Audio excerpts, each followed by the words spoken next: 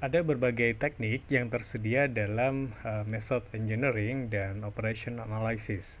Nah, teknik-teknik tersebut paling erat kaitannya dengan langkah analisis dalam method engineering. Namun, meskipun demikian, teknik tersebut itu juga dapat diterapkan pada beberapa aplikasi lain terkait dengan problem solving. Nah, di video kali ini kita akan membahas terkait dengan teknik-teknik dalam melakukan analisis pada sistem kerja atau operasi dengan menggunakan pendekatan Method Engineering and Operational Analysis. Nah, teknik-teknik apa saja yang ada dalam Method Engineering atau rekayasa metode? Nah, di sini kita akan mempelajari teknik-teknik yang berkaitan dengan yang pertama adalah data gathering atau pengumpulan data dan juga statistical tools. Nah, apa saja sih teknik-teknik dalam method engineering atau rekayasa metode? Nah, di sini ada beberapa teknik yang biasa digunakan dalam bagaimana kita merancang sebuah sistem, terutama kaitannya dengan sistem kerja. Yang pertama adalah berkaitan dengan tools untuk data gathering, pengumpulan data dan analisis statistika, yang mana tools ini biasa kita gunakan. Salah satunya adalah untuk mengidentifikasi masalah yang ada dan juga mungkin nanti kaitannya dengan bagaimana kita mengevaluasi sebuah sistem kerja. Kemudian yang kedua berikutnya adalah teknik yang berkaitan dengan chart dan diagram, atau mungkin kita lebih mengenalnya dengan sebutan peta-peta kerja. Kemudian kita juga akan belajar terkait dengan motion study dan work design, di mana dua hal ini merupakan salah satu teknik penting dalam method engineering dan juga work measurement teknik atau teknik pengukuran kerja, atau mungkin biasa kita kenal juga nantinya dengan sebutan time study atau studi terkait dengan waktu.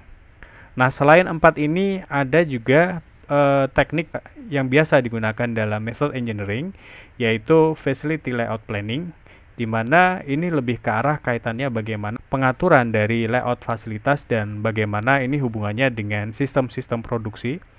Dan terakhir adalah pendekatan baru dalam keilmuan teknik industri seperti lean manufacturing. Kemudian ada Toyota Production System ataupun juga Six Sigma. Di video kali ini kita akan membahas terkait dengan penggunaan statistical tools dalam data collection atau data gathering atau pengumpulan data dan juga analisis terkait dengan bagaimana kita mengidentifikasi permasalahan dalam sebuah sistem kerja. Di sini ada 7 teknik pengumpulan dan analisis data yang akan kita bahas pada bagian ini. Dan teknik-teknik ini sebenarnya banyak digunakan oleh ilmuwan, insinyur, ahli matematika, dan juga ahli statistik. Dan kebanyakan dari teknik ini adalah alat grafik statistik yang digunakan untuk merekam atau menyajikan data sehingga dapat lebih mudah untuk ditarik kesimpulan atau diinterpretasikan. Nah, tools apa saja yang biasa digunakan? Di sini kita akan belajar terkait dengan histogram, apa itu histogram, kemudian Pareto chart, termasuk prinsip dari Pareto itu seperti apa, ada pie chart, check sheet, kemudian defect concentration diagrams, scatter diagrams atau scatter plot, dan juga yang terakhir adalah terkait dengan diagram sebab akibat, cause and effect diagrams, atau ada juga yang menyebutnya dengan diagram Ishikawa. Bahasan pertama kita ini adalah terkait dengan histogram, atau ada juga yang menyebutnya dengan sebutan bar chart atau diagram batang. Histogram atau yang biasa juga dikenal dengan sebutan diagram batang adalah grafik statistik yang terdiri dari batang-batang yang menunjukkan nilai atau value yang berbeda atau rentang nilai yang berbeda, di mana panjang dari setiap batang tersebut ini sebanding atau merepresentasikan frekuensi ataupun juga relatif frekuensi dari setiap rentang nilai tersebut. Apa yang membuat histogram atau diagram batang ini menjadi alat statistik yang berguna? Nah, salah satunya adalah histogram ini memungkinkan bagi analis untuk dapat dengan cepat memvisualisasikan fitur-fitur dari satu set data yang lengkap. Nah, fitur-fitur ini termasuk di dalamnya adalah berkaitan dengan bentuk dari distribusinya. Ini seperti apa? Kemudian terkait dengan bagaimana central tendency atau tendensi sentral dari distribusi. Kemudian yang ketiga adalah perkiraan dari mean atau rata-rata dan modusnya. Dan terakhir adalah bagaimana jumlah persebaran dari data pada distribusi tersebut. Nah, ini adalah mengapa histogram ini menjadi alat statistik yang berguna dalam melakukan analisis, terutama untuk interpretasi yang lebih cepat. Nah, sebagai contoh kita punya tabel ini, di mana tabel ini menunjukkan data terkait dengan dimensi dari komponen yang diperoleh dari hasil proses manufaktur. Nah, di sini ditampilkan dalam bentuk distribusi frekuensi seperti pada tabel ini. Ada frekuensinya. Oke, kita ambil contoh tabel berikut ya, di mana pada tabel 2 ini menunjukkan data terkait dengan dimensi komponen yang dihasilkan dari proses manufaktur. Nah, data-data ini, data dimensi part ini disajikan dalam bentuk distribusi frekuensi secara numeris. Jadi di sini ada range dimensinya, range datanya, ada frekuensi, relatif frekuensi, dan juga relatif frekuensi kumulatif. Nah, dari tabel ini terlihat bahwa penyajian data dengan menggunakan tabel semacam ini mungkin agak sulit untuk diambil kesimpulan, terutama terkait dengan seperti apa sih pola distribusi persebaran data-datanya, atau bagaimana perkiraan mean, rata-rata, dan juga modus dari distribusinya. Nah, distribusi frekuensi pada tabel 2 ini bisa ditampilkan dalam bentuk grafis dalam histogram seperti pada gambar ini, di mana dari sini kita bisa melihat bahwa data yang ada ini terdistribusi secara normal dari bentuknya.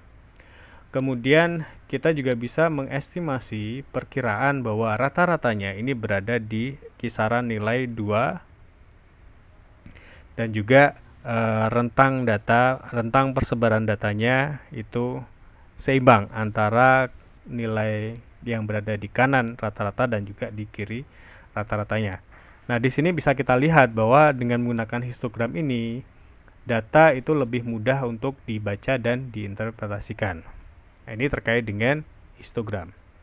Berikutnya adalah Pareto chart atau diagram Pareto, di mana diagram Pareto ini merupakan bentuk khusus atau special form dari histogram, yang mana data atribut ini di-arrange atau disusun berdasarkan kriteria-kriteria tertentu, seperti misalkan biaya ataupun nilai, atau bisa juga kriteria lainnya.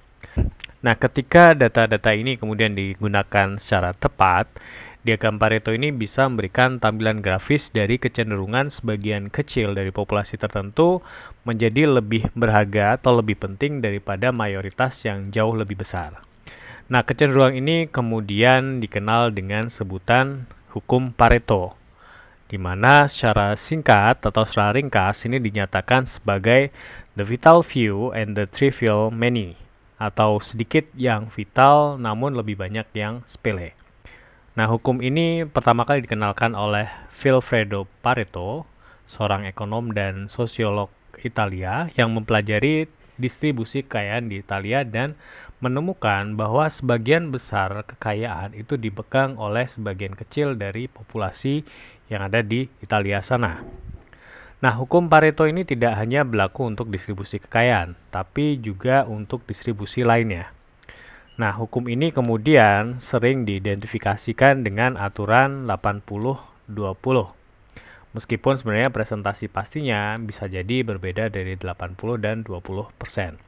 Nah, menurut si Pareto ini 80% kekayaan suatu negara ada di tangan 20% dari rakyatnya, atau bisa juga 80% dari nilai persediaan atau inventory ini dihitung dari 20% item yang tersedia pada inventory atau persediaan. Bisa juga dikaitkan dengan misalkan 80% dari sales ini dihasilkan oleh 20% pelanggan. Nah, diagram Pareto ini mengidentifikasi proporsi populasi yang paling penting dan fokus dalam studi atau proyek perbaikan harus berada pada proporsi tersebut. Nah, ini adalah contoh dari grafik distribusi Pareto.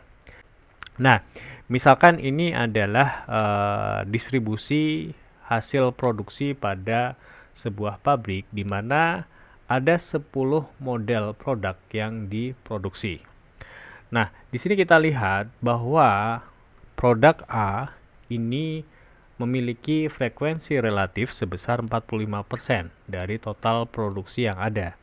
Kemudian, produk B ini memiliki 35% dari total produksinya. Nah, akumulasi keduanya ini menghasilkan total sebesar 80%. Dan angka 80% ini didominasi oleh dua produk, yaitu produk A dan produk B. Dan dua produk ini kita lihat adalah sebesar 20% dari total model produk yang ada.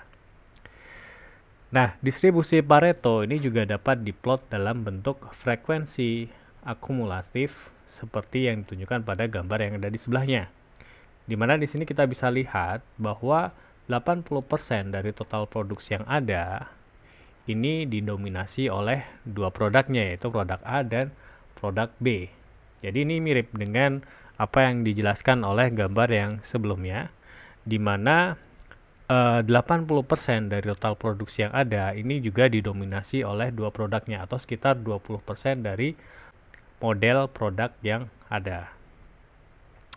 Nah, di sini biasanya diagram Pareto itu disajikan dalam bentuk kombinasi antara diagram batang atau histogram dan diagram garis.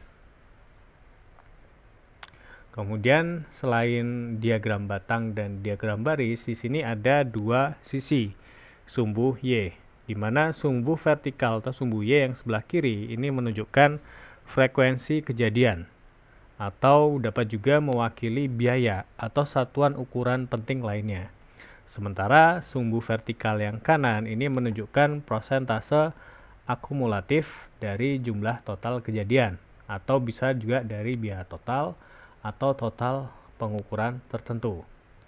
Nah, dari sini biasanya diagram Pareto itu digunakan untuk menentukan kira-kira produk mana sih yang perlu mendapatkan perhatian khusus. Itu seperti misalkan di contoh yang sebelumnya.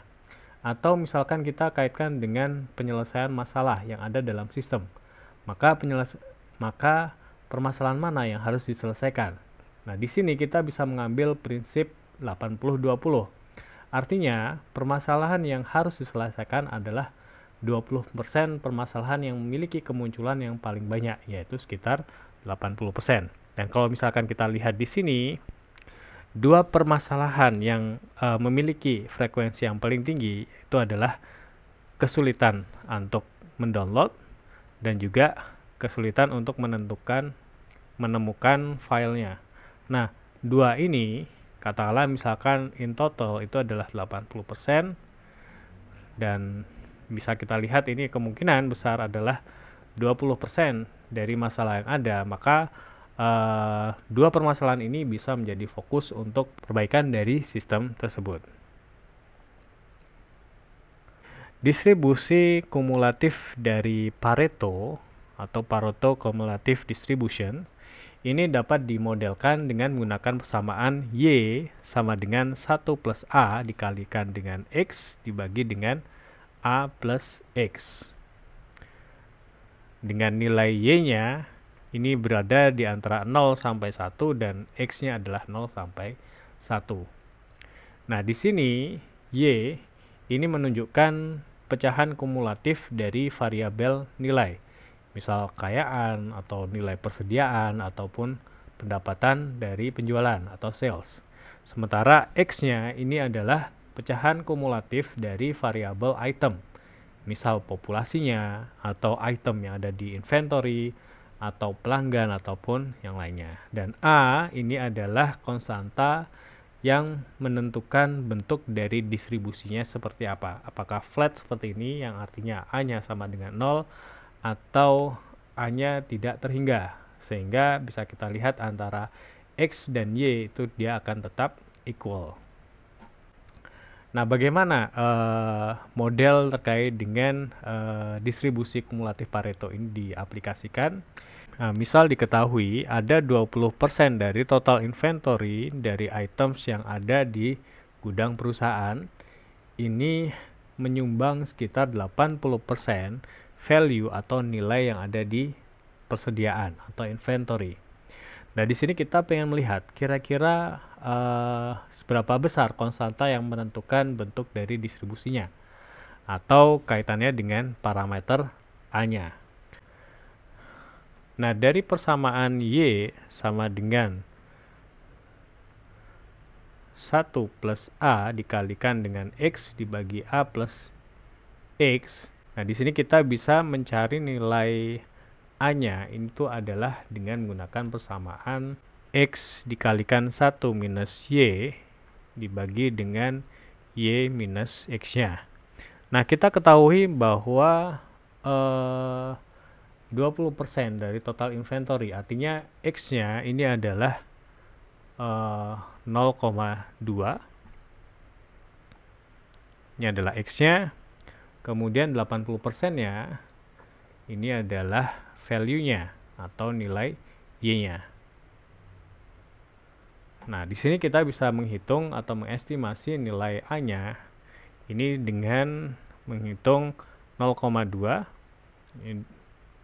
20%-nya dikalikan 1 minus 80% atau 0,8 dibagi dengan 0,8 minus 0,2 atau 80% minus 20%. Di sini kita bisa peroleh nilai A-nya itu adalah sebesar 0,067. Mengingat bahwa hubungan tersebut valid untuk persediaan yang tersisa, nah pertanyaan berikutnya adalah berapa banyak inventory value yang bisa dihitung dari 50% dari items yang ada. Jadi di sini kita punya nilai X-nya adalah 50% atau 0,5.